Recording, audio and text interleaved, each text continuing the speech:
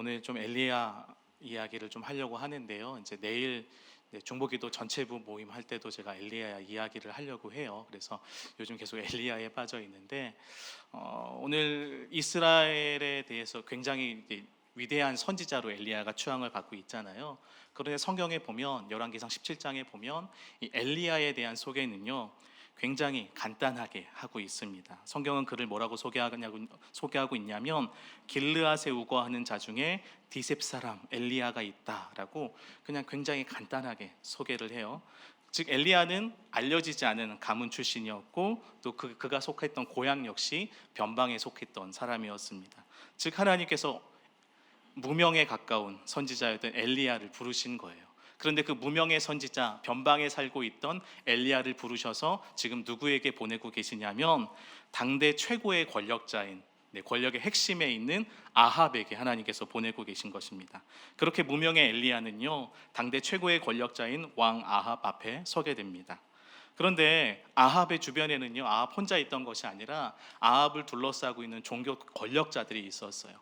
누구였죠? 바알과 아세라를 섬기는 선지자들이 있었습니다. 그들은 아합과 이세벨의 비호 아래 거대한 종교 집단으로 굉장히 큰 영향력을 이스라엘 땅 가운데 발휘하고 있었죠. 이들에 비하면 엘리야는 아주 초라해 보입니다. 종교 권력도 없고 무명이고 변방에서 온 선지자, 아무도 알아주진 듣보잡이죠. 아무도 알아주지 않는 선지자로서 이 종교 권력을 지닌 바알과 아세라 선지자들과 이 갈멜산에서 능력 대결을 벌여요. 당시 이 상황을 지켜보고 있던 이스라엘 백성들은요 엘리야를 향한 별다른 기대를 갖고 있지 않았습니다. 하나님의 백성임에도 불구하고 그 하나님께서 보내신 선지자를 신뢰하지 않고 있던 것이죠. 그래서 엘리야가 그 백성들 향해서, 타락한 백성들 향해서 분노하죠. 너희는 하나님을 택하든지 우상을 택하든지 머뭇거리지 말고 하나만 제대로 좀 선택하라고 막 분노를 합니다. 그러니까 사람들이 인식 안에 어떤 생각이 있었냐면 이 싸움에서 당연히 이 종교 권력자들이 이길 것이다. 엘리야를 향한 일말의 기대도 없었어요. 그런데 예상치 못하게 어떻게 됐죠? 변방에서 온 무명의 사역자가 그 갈멜산에서 능력 대결에서 승리를 하게 되었습니다. 물론 그 승리 이면에는 살아계신 하나님의 역사가 있었죠. 이제 엘리야는요 그렇게 해서 아무도 주목하지 않던 사역자에서 하루아침에 어떻게 되었습니까? 모든 사람이 주목하게 된 가장 유명한 사역자가 되었습니다. 그래서 엘리야는 기존 종교 권력을 뒤엎고 이제 종교 권력의 무게추가 이제 바알과 아세라 선지자에서 엘리야에게로 옮겨오는 것처럼 보였어요. 그래서 이제 엘리야가 뭔가 좀 해볼 수 있는 자리에 올라갔구나라는 생각을 해보게 되죠. 그런데 예상치 못한 복병을 만나게 됩니다. 그 사람이 누구였냐면 바로 이세벨이었어요. 이세벨은요 그 종교 권력과 정치 권력을 모두 잡은 아합의 아내였고 그 종교 권력과 정치 권력을 잡은 가장 핵심 중에 핵심 실세였던 것이죠. 권력의 가장 최상층에 있던 이세벨은요 그런 엘리야의 행동들, 종교 권력을 뒤엎는 이런 모습들을요 바라보면서 굉장히 분개했습니다. 기존 체계가 엉망이 되는 것을 원치 않았어요. 그래서 어떻게 되죠? 자신의 권력 기반을 흔든 그 엘리야를 죽이겠다고, 내가 엘리야 가만두지 않겠다라고 하면서 엘리야를 죽이고자 했습니다. 그러자 엘리야는 어떻게 하죠? 이 강력한 이세벨의 위협에 두려움을 느끼게 됩니다. 그래서 능력 대결에서 강력한 모습을 보였던 그 엘리야의 모습은 어디 온데간데 없고 결국 어떻게 자신보다 더 강한 자 앞에서 엘리야가 두려움에 사로잡혀서 아무것도 하지 못해요. 즉 하루아침에 어떻게 된 것이죠? 도망자 신세가 되어버리게 됩니다.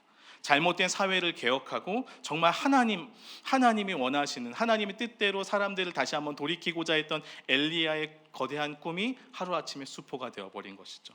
모든 것이 물거품이 되어버리고 엘리야는 이제 모든 권력을 잃어버리고 다시 처량하게 도망치는 무명의 사역자, 변방의 사역자가 되어버린 것입니다. 거대한 이세벨이라는 벽 앞에서 그는 좌절한 채 절망 가운데 빠지게 되었죠. 그래서 결국 엘리야는요 자신이 쌓아온 어떤 사역의 커리어가 하루아침에 무너졌을 뿐만 아니라 그의 삶 전체가 완전히 무너지게 되었어요. 그래서 그는 어떤 마음을 가졌냐면 내가 이렇게 살아서 뭐하냐, 차라리 죽는 게 낫겠다라는 생각을 하고 그렇게 호렙산으로 도망치게 되었습니다. 하나님은요 그러한 엘리야를 긍휼히 여기셨어요. 그래서 엘리야를 정말 잘 친절하게 돌봐주셨고 가장 비참한 신세가 되었지만 그를 이렇게 토닥토닥 거려주시면서 그가 삶을 이어가도록 도와주셨죠. 그렇게 호렙산에 다다른 이 엘리야에게 하나님께서 어떻게 하셨냐면 죽기를 바라면서 정말 절망 가운데 있는 엘리야에게 하나님이 찾아가 주셨어요. 그리고 어떻게 하셨죠? 오늘 말씀 읽은 것처럼 질문을 던지세요. 엘리야야, 너는 왜 여기 있니? 엘리야, 너 지금 여기서 뭐 하고 있니? 라고 말을 건네신 거예요. 마치 하나님께서 이 하나님 말씀에 불순종해서 선악과 따먹고 숨었던 아담에게 아담아 너 어디에 있니? 라고 질문하셨던 것처럼 엘리야에게도 지금 동일한 질문을 던지고 계세요. 근데 그 하나님의 질문에 엘리야가 어떻게 대답을 하나요? 엘리야가 이렇게 대답을 하죠. 하나님을 향한 열심으로 내가 최선을 다했어요. 그런데 하나님을 아무도 섬기지 않는 시대 속에서 나는 하나님을 섬기고 하나님의 말씀에 순종해서 저 권력인 실세인 아합과 맞대결을 벌이고 저 원수 같은 바알과 아세라 선지자 내가 다 죽였음에도 불구하고 지금 저는요 혼자가 되어버렸어요. 비참한 신사가 되어서 도망자 신세가 되어버렸습니다. 여러분, 조금 하나님의 질문은 뭐였죠? 엘리야, 너 여기 왜 있어? 여기 뭐 하고 있어? 라고 했을 때 엘리야가 어떤 이야기를 했죠? 하나님 앞에 자신이 해왔던 사역에 대한 행하였던 사역에 대한 결과에 대한 이야기를 쭉 하고 있는 거예요. 즉 사실 엘리야의 대답은요 하나님의 질문에 대한 올바른 대답처럼 보이지는 않습니다. 그는 자신이 하나님을 위해서 어떻게 헌신을 했는지, 그리고 자신이 하나님을 위해 어떤 사역을 했는지에 대해서 이야기를 하고 있는 거예요. 근데 저는 이 대답을 보면서 어떤 마음이 느껴졌냐면 엘리야가 지금 하나님 향해서 막 항의하는 것처럼, 항변하는 것처럼 느껴졌어요. 내가 하나님을 위해서 얼마나 최선을 다해서 열심을 다해서 이만큼 섬겼는데 도대체 하나님 나한테 해주신 게 뭐예요? 왜 나를 이렇게 비참한 상황 가운데, 정말 억울한 상황 가운데 내버려 두시는 거죠? 라고 하면서 좀 하나님께 막 항의하고 항변하는 것처럼 느껴지더라고요. 여러분, 하나님이 엘리야에게 질문을 건네신 것은요 어떤 답을 얻기 위함이 아니었습니다. 그리고 더더욱 도망친 엘리야를 보면서 너 왜 여기 있냐 혼내려고 하시는 것도 아니었어요. 하나님은 이미 엘리야의 상황을 알고 계셨고요, 그가 죽지 않도록 정말 지속해서 보살피고 계셨습니다. 여러분, 그렇다면 왜 하나님께서 엘리야에게 말을 건네셨을까요? 하나님은요 엘리야를 회복시키고 싶으셨던 거예요.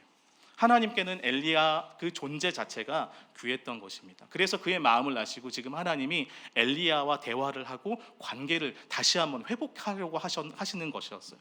그런데 엘리야는 어땠죠? 하나님을요 오해했어요. 엘리야 입장에서는 하나님을 위한 삶, 하나님을 위해 하는 사역이 그에게는 굉장히 중요하게 여겨졌습니다. 그래서 그는 갈멜산에서 놀라운 사역을 통해서 어떻게 했죠? 하나님을 위해 헌신한 자신의 사역을 증명하고 싶었고, 그래서 자기 자신을 증명하려고 하나님께 막 이야기를 했고, 불의를 향해 싸워왔던 자신의 의로움을요 나타내고 하나님께 인정받고 싶었던 거예요. 그래서 그는 자신의 존재에 대한 하나님의 질문을 향해서 자신의 행위의 어떠함을 통해서 대답을 하고자 한 것이죠. 그는 하나님의 질문에 멋지게 자신을 포장하고 자신의 행위를 합리화하면서 자신이 억울한 상황을 겪는 피해자인 것처럼 이야기를 하는 것이죠. 근데 그 안에는 실상은 어떤 마음이 담겨져 있을까요? 하나님을 향한 원망, 불평으로 지금 엘리야는 하나님께 나아가고 있는 것입니다. 이처럼 엘리야는요 하나님을 향한 열심을 가진 의로운 선지자처럼 보이지만 실상은 자기 자신의 명예와 욕심을 위해 헌신했던 미숙하고 불의한 선지자였던 것이죠. 좀 엘리야를 너무 제가 까는 것 같아갖고 마음이 좀 그랬는데 한번 잘 살펴보시죠. 저는 이러한 엘리야의 좀 모습을 고민하고 묵상하면서 사역자로서 저의 자신을 좀 한번 돌이켜보게 되었습니다. 하나님을 향한 열심을 가지고 사역을 한다고 하지만 정말로 제가 하고 있는 사역은 하나님 한 분만을 위한 사역일까요? 아니면 그 안에 내가 이만큼 사역을 잘한다고 인정받고 싶고 증명하고 싶고 또 사람들이 주는 환호와 인정에 우쭐거리고 싶은 마음은 없는지 제가 제 자신을 한번 돌이켜보게 되더라고요. 마찬가지로 여러분, 사역자가 아니더라도 하나님 앞에서 모든 성도들 안에는요 이러한 자기 합리화, 엘리야가 자신이 어떤 사역을 했고 어떤 삶을 살아왔는지에 대한 자기 합리화에 대한 모습이 존재합니다. 우리는요 하나님을 위해 살아간다고 이야기를 하지만 겉으로 보여지는 것과는 다르게 내면 깊숙한 곳에는요 다른 욕망이 숨어 있을 수 있어요. 우리 안에 있는 자기 안에 있는 욕망, 욕심을요 이 사명, 소명으로 위장해서 내 자신을 만족시키며 살아가는 모습들이 우리 안에는 누구든지 다 존재하는 것 같아요. 우리는 그래서 그러한 내면을요 정말 잘 숨기며 살아갑니다. 우리는요 왜냐하면 가면을 쓰는데 탁월한 사람들이기 때문이에요. 그렇죠? 겉과 속이 다른 삶을 살아가는데 너무도 익숙해져 버린 사람들이기 때문입니다. 그래서 자기 자신을 어느 정도 합리화하고 나는 괜찮은 사람이야, 난 나이스한 사람이야, 꼰대면서도 꼰대가 아닌 것처럼, 나는 이 정도면 꼰대가 아니지라는 생각을 하는 것처럼, 자기 자신을요 합리화하는 모습이 너무 익숙해져 버렸어요. 여러분, 그러나 우리는요 분명하게 기억해야 합니다. 무엇을 기억해야 될까요? 하나님 앞에서는요 그 어떤 것도, 그 무엇도, 심지어는요 우리 안에 있는 내면 깊숙하게 숨겨진 그 욕망도요 숨길 수가 없어요. 네. 하나님은요 이러한 우리의 마음을 너무 안 아시고 어떻게 하실까요? 우리의 그 가면, 그것을 벗겨내고 싶어 하세요. 왜냐하면요 하나님은요 우리가 가면을 쓰고 거짓된 삶을, 거짓된 정체성을 가지고 살아가는 삶을 원치 않으시기 때문이요. 다른 말로 하면 하나님은요 우리가, 하나님께서 우리를 창조하실 때 그 본래의 모습, 우리의 제대로 된 정체성을 가지고 살아가기를 원하시기 때문입니다. 그래서 하나님은 우리에게 어떤 삶을 허락하실까요? 광야의 시간을 허락하시는 거예요. 네. 광야 가운데 어떻게 돼요? 하나님이요 창조하신 그 있는 모습 그대로의 나를 만나게 하십니다. 그래서 그 광야의 시간을 통해서 하나님은요 우리의 가면을 벗겨내시는 거예요. 그래서 우리 삶에는요 반드시 광야가 필요한 것입니다. 그런데 여러분, 광야를 만나면 어떤가요? 힘들죠. 네, 힘들어요. 왜냐하면요 제일 힘든 것 중에 뭐 상황과 환경이 어려운 것, 네, 어느 정도 견딜 수 있는데, 저는 광야의 시간을 만나면 가장 힘든 게 뭘까라고 생각해 봤을 때, 여러분, 광야의 시간은요 제일 힘든 이유가 뭐냐면 우리가요 우리 자기 자신의 민낯을 마주할 때 가장 힘듭니다. 하나님은요 광야의 시간을 통해서 내 민낯을 발견하게 하도록 하세요. 내가 얼마나 불의한 사람인지, 내 안에 있는 추악한 욕망들을 막 들추어내시고요, 하나님을 위해 살아간다고, 하나님을 정말 사랑한다고 이야기했지만 정작 돌이켜보니까 나는요 내 자신을 위해 살아가고 있었고, 내 자신을 사랑하는 모습을요 발견하도록 하나님이요 광야 가운데 우리의 민낯과 우리의 수준을요 보게 하시는 거예요. 그리고 내가 진정으로 추구하던 것이 무엇인지, 내 삶의 중심이 무엇인지 하나님이요 정확하게 직면하게 하시더라고요. 여러분, 이러한 민낯을 마주하고 직면하게 될 때 사람들은요 두려움에 빠집니다. 안 그래요? 전 두렵거든요. 왜 두려움이 생길까요? 왜냐하면 자신의 민낯이 폭로가 되면 하나님이요 나를 버릴 것 같은 두려움이 생기기 때문이에요. 이런 나도 하나님 받아주실까? 하나님 이런 나를 사랑하실까? 하나님이 나를 버릴 것 같은 마음이 생겨요. 근데 많은 사람들이 이런 오해를 하죠. 자신이 사랑받음이 나의 어떠한 행위나 조건 때문이라고 생각해요. 그래서 사람들과의 관계 속에서도 마찬가지라고 생각합니다. 나의 부끄러운 모습이 드러나고 나의 추악한 욕망이 드러나면 사람들이 나를 손가락질하고 나를 버릴 거라는 생각을 많이 해요. 그러나 하나님은요 우리를요 절대로 버리지 않으세요. 우리를 외면하지 않으세요. 왜일까요? 하나님이 우리를 사랑하시는 이유는요 여러분이 가진 조건이나 여러분이 하나님을 향해서 행하였던 뭐 사역이나 헌신, 그것 때문에 여러분 사랑하시는 것이 아니라 여러분 존재 자체를 사랑하시기 때문이에요. 네, 그래서 하나님은요 우리의 민낯을, 광야의 시간을 통해서 우리의 민낯을 드러내시는 것입니다. 우리가 누구인지 직면하도록 하시는 거예요.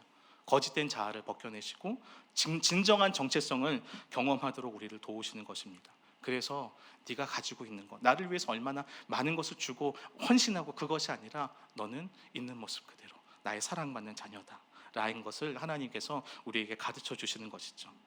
여러분, 우리가 이러한 진리를 경험하기 위해선 그래서 우리는요 먼저 자기 자신에게, 내 자신에게는 소망이 없음을 발견하고 인정해야 돼요. 네, 그래서 우리의 민낯을 직면할 때 우리가 얼마나 불의하고 얼마나 추악하고 얼마나 거짓된 사람인지 직면할 때요 도망치지 않고 그 앞에서 나 자신에게는 소망이 없구나라는 것을 인정해야 하는 것이죠. 그때 그렇게 우리가 내 자신에겐 소망이 없음을 발견하고 하나님 앞에서, 하나님 저는 이렇게 큰 죄인입니다, 이렇게 추악한 사람이에요, 부끄러운 자입니다라고 고백할 때 하나님께서 어떻게 하시죠? 정직하게 자기 자신을 마주한 사람에게 그때 그런 인생 가운데 하나님이 일하시기 시작하는 거예요. 그동안 내가 쌓아왔던 공듭탑을 하나님이 무너뜨리시는 것처럼 느껴지기도 하고, 내 힘으로 어떻게 할 수 없는 답답한 상황을 만나기도 하고, 또 내 스스로 아무런 소망도 발견할 수 없는 절망 가운데서 하나님은 바로 그때 우리 인생 가운데 역사하시기 시작하는 것입니다. 여러분, 이러한 모습은요 성경에 보면 야곱의 이야기에서 잘 발견할 수 있어요. 야곱은요 자수성가한 사람의 대표 모델이라고 할 수 있습니다. 그래서 야곱은 어떤 사람이죠? 어떤 목표가 정해지면 그 목표를 달성하기 위해서 물불 가리지 않는 스타일이었어요. 이처럼 야곱은 어떤 사람이었냐면 자기 자신을 믿고 자기의 힘을 믿고 살아가던 사람이에요. 근데 우리 말씀 한번 볼까요? 창세기 32장 25절입니다. 네, 창세기 32장 25절입니다. 네, 우리 함께 읽어보겠습니다. 시작.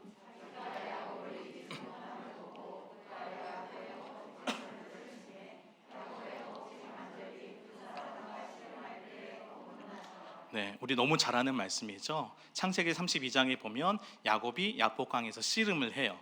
어떤 사람과 씨름을 하는데 야곱이 어떻게 하냐면 그 사람을 붙들고 나에게 복 주라고, 복 달라고, 나에게 복 주지 않으면 당신은 갈 수 없다고 막 끈질기게 그를 붙잡았습니다. 그때 그 사람이 어떻게 했죠? 야곱의 허벅지 관절을 쳐서 어긋나게 만들어요. 근데 여기서 허벅지라는 표현은요 사실 완곡한 어법을 사용한 겁니다. 히브리 사회에서 허벅지 관절은요 허벅지는 생식 능력을 의미했어요. 즉 야곱은요 그날 하나님께서 치심을 통해서 생명을 잉태할 수 없는 사람이 되어버린 거예요. 즉 자신이 이것을 다시 의미로 푼다면 내가 믿고 내가 스스로 살아가던 삶의 생명을 자신의 힘으로 살아가던 그 믿고 자기 자신을 의지하던 사람이 더 이상 그 힘을 의지할 수 없게 되어버린 거예요. 이것은 야곱이 더 이상 이전처럼 자신의 힘과 능력을 의지하며 살아갈 수 없게 된 것이고, 그래서 어떻게 되죠? 자신이 무너졌던 것들을 완전히 다 내려놓게 되고 새로운 인생의 패러다임 시프트를 경험하게 된 것입니다. 그런데 성경은요 야곱의 인생에 굉장히 재미난 약속을 해요. 창세기 35장에서 하나님은 야곱의 이름을 이스라엘로 바꿔주시겠다고 약속을 하십니다. 그리고 거기서 뭐라고 표현하면 야곱의 허리에서 왕들이 나올 것이다 라고 이야기를 해요. 그리고 더 나아가서 출애굽기 1장 5절은 이렇게 말씀합니다. 한번 보여주실래요? 야곱의 허리에서 나온 사람이 모두 72호라고 이야기하고 있어요. 여기서 야곱의 허리랄 때 허리라고 나온 단어는요 그 야복강에서 만났던 허벅지랑 같은 단어, 야레크라는 히브리어로 같은 단어예요. 즉 하나님께서요 야곱 스스로의 힘을 믿고 살아갈 때 그의 인생을 스스로 개척할 수 있고 자신의 힘을 믿고 살아갈 때 그것이 온전한 인생이라고 생각했던 야곱의 인생 가운데 그것들을 치심을 통해서 야곱의 인생이 무너지는 것처럼 보였지만 하나님께서 어떻게 하셨어요? 오히려 그 허리를 통해서 야곱의 인생을 통해서 이스라엘이라는 나라를 만드셔서 새로운 인생의 전환점을 보여주신 것이죠. 참으로 재미난 인생을 지금 야곱이 겪고 있는 것입니다. 그러기 위해서 먼저 하나님이 어떻게 하셨죠? 자신의 힘을 믿고 살아가던 야곱의 인생 가운데 광야를 허락하셨어요. 내가 믿고 의지하던 것 얼마나 허무한 것인지 가르쳐 주신 것이죠. 그리고 그 인생 가운데 하나님이 어떤 일을 시작하셨습니까? 새 일을 시작하신 거예요. 내 힘으로, 내 뜻대로, 내 의지대로 살아가던 인생이 이제는 그것이 아니라 하나님께 맡겨진 인생, 하나님의 인도하심을 따르는 삶이 되어서 하나님의 계획에 따른 삶으로 변하게 된 것이죠. 이처럼 야곱은요 광야에서의 깨어짐을 통해서 하나님의 능력을 경험하게 되었습니다. 하나님은 이러한 깨어짐의 은혜를 경험한 야곱을 통해서 그 야곱의 인생을 이스라엘로 변화시켜 주신 것이죠. 마찬가지로 엘리야 역시 마찬가지예요. 깨어짐의 시간, 광야의 시간을 통해서 그는요 하나님의 사람으로 빚어지기 시작했습니다. 하나님 오늘 말씀에 보면 하나님이요 엘리야의 대답을 들으시고 어떻게 하냐면 여호와 앞에서 하나님의 산에 서라라고 말씀하세요. 근데 그때 하나님 앞에 선 엘리야에게 크고 강한 바람이 지나가죠. 그 강력한 지진과 불이 지나갑니다. 그런데 하나님이 그 가운데 말씀하지 않으세요. 그리고 도리어 하나님은 그 불 후에 어떻게 말씀하셨죠? 세미한 소리로 그에게 말씀하셨습니다. 하나님은요 엘리야에게 눈앞에 보이는 강력한 그 무엇이 아닐지라도 아주 작은 세미한 소리일지라도 하나님 거기서도 역사하시는 분이심을 엘리야에게 말씀하시기 시작하신 거예요. 그래서 하나님은 갈멜산의 화려하고 능력 있는 사역을 통해서 일하시는 것뿐만 아니라 그것이 전부가 아니라 호렙산의 세미한 음성 가운데서도 그와 함께 하시고 역사하시는 분이심을 가르쳐 주시는 것입니다. 엘리야는요 능력 대계를 통해서 승리한 후에 인생 역정을 경험했어요. 무명의 사역자가 유명의 사역자가 된 것이죠. 그러나 하나님께는요 그것들이 중요한 것이 아니었어요. 기존 권력, 종교 권력 체계를 뒤엎고 사회를 변혁하고 물론 그것도 중요하겠지만 지금 하나님께 먼저 제일 중요한 건 누구였습니까? 엘리야 존재 자체였어요. 엘리야라는 사람 그 자체가 하나님께는 중요했습니다. 그래서 하나님은요 엘리야의 사역의 업적, 명예를 꺾으심을 통해서 그를 진정한 하나님의 사람으로 빚어가신 것입니다. 자기를 합리화하면서 하나님을 위해 무언가를 해드리면서 인정받는 사람이 아니라 하나님과 동행하며 존재로서 말하는 사람, 무언가를 통해서 영향력을 발휘하려고 하는 것이 아니라 그 사람 존재 자체를 통해서 하나님의 말씀하시기 시작하신 거예요. 그래서 하나님의 말씀을 전달하는 통로의 메신저였던 엘리야는 그의 말을 통해서도 물론 하나님이 역사하시지만 더 놀라운 것은 무엇이에요? 그의 존재 자체가 메시지가 되는 경험을, 은혜를 누리게 된 것입니다. 여러분, 하나님은요, 오늘을 살아가는 우리에게도요, 이러한 삶을 원하고 계세요.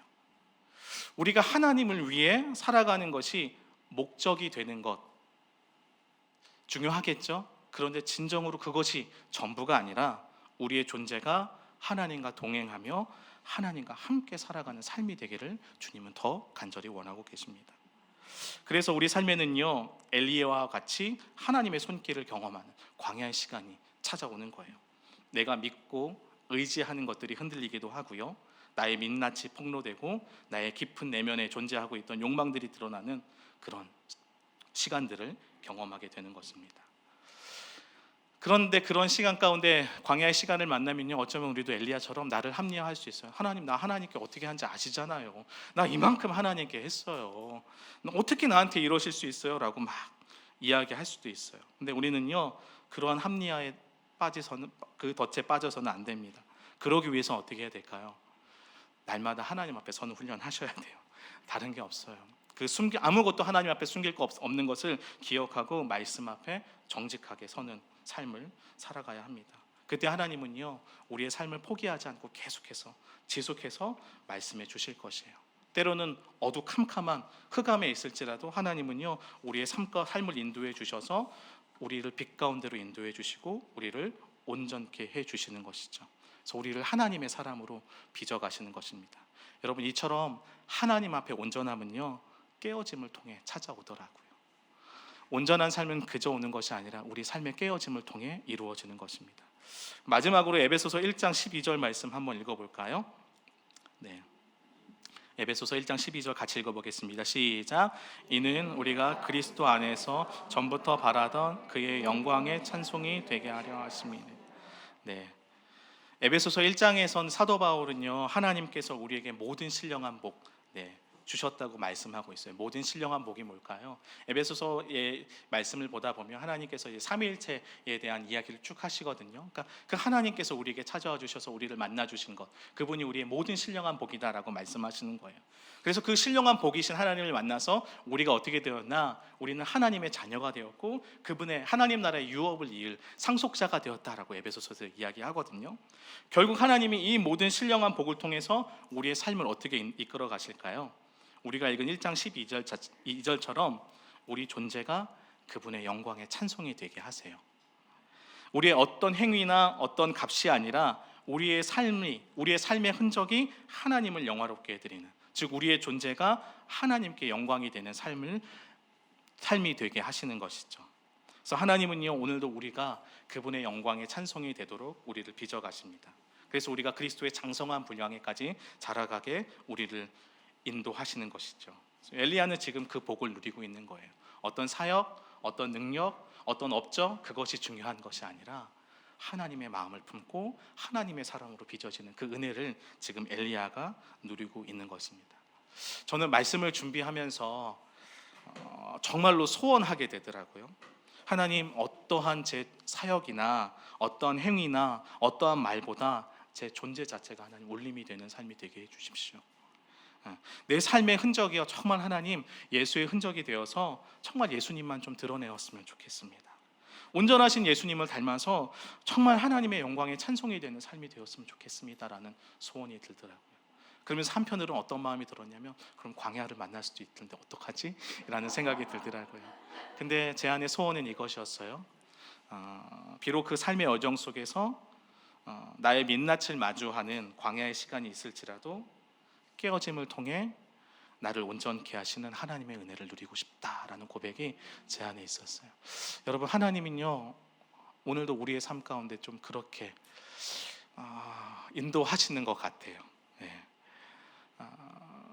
물론 우리가 하나님을 위해서 헌신하고 하나님을 위해서 어떤 것들을 해드리는 것도 더 중요하지만 먼저 하나님은요, 여러분 존재 자체를 더 소중하게 여기십니다. 여러분의 존재 자체가 그분의 영광의 찬송이 되기를 바라세요. 그래서 오늘 하나님은요, 여러분 삶 가운데 말씀하시고 여러분 삶 가운데 동행해 주실 거예요. 혹여나 이 시간